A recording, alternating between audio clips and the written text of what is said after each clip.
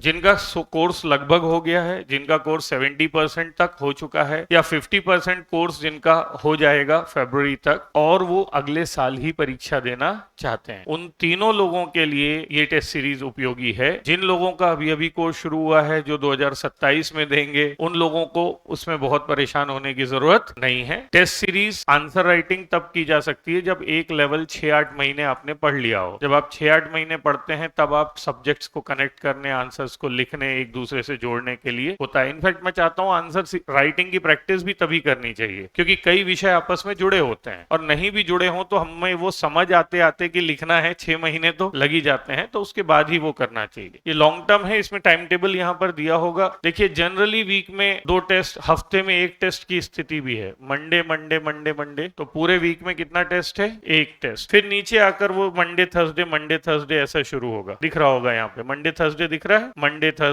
Thursday जहां पर जरूरत होगी वैसा। मतलब वीक में कितने दिन? 2 दिन। तो वीक में 1 देना कोई बड़ी बात नहीं है, संडे को लग के प्रिपेयर कीजिए और मंडे को टेस्ट दीजिए। फिर मंडे थर्सडे वाला जो है वो 2 टेस्ट आपको यहां से शुरू होगा नीचे आगे आके, ठीक है। ऊपर वाले जो सब्जेक्ट्स हैं जनरली जो पेपर 7 है, पेपर 6 है, पेपर 5 है, वहां से इसलिए शुरू किया है। एक कारण तो हम ये भी देखते हैं कि हम जो पढ़ा रहे हैं लेटेस्ट तो उसके साथ मामला बने। अब इसमें से वही है कितना हो पाया कितना नहीं हो पाया किन लोगों का वो है। फिर नीचे आकर जो होते हैं ये कंपैरेटिवली आप उसमें कंफर्टेबल रहते हैं, मतलब ये सेल्फ स्टडी पर ज्यादा बेस्ड होता है, तो उस पे 2 दिए गए हैं। और उसके बाद ये जो फुल लेंथ टेस्ट है उसके बाद देखिए वो अक्टूबर से लगातार जो डबल डबल डबल डबल करके होते हैं ना, एक दिन में 2 जैसे अभी हो रहे हैं, ठीक है। तो एक दिन में 2 टेस्ट वाली स्थिति है। इसकी और जानकारी आपको उसमें पर्सनल लेवल पर भेजी जाएगी, तो आप और डिटेल में देख लीजिएगा। कोई समस्या हो तो बताइएगा। तो ये टेस्ट सीरीज हमारा तो इंटेंशन यही होता है कि हमारे स्टूडेंट्स लगातार देते रहें। बाकी जो भी जानकारियां हैं इससे जुड़ी हुई फाइनेंशियल एंड ऑल, वो आप ऑफिस से या आप उसमें पता चल जाएगा। मैं सिर्फ ये कहा हूं कि हमारे यहाँ हमारे रेगुलर टेस्ट के अलावा साल भर टेस्ट चलते रहने चाहिए। एक डेडिकेटेड, आप ये मान लीजिए लगभग 20 लोग इसी चीज के लिए लगे हुए हैं कि वो खुद पढ़ाई कर लिए हैं और एक लेवल के बाद टेस्ट पेपर्स तो हम ही देखते हैं, लेकिन इसी चीज के लिए है कि आपका साल भर टेस्ट सीरीज के माध्यम से लेते रहें, क्योंकि आप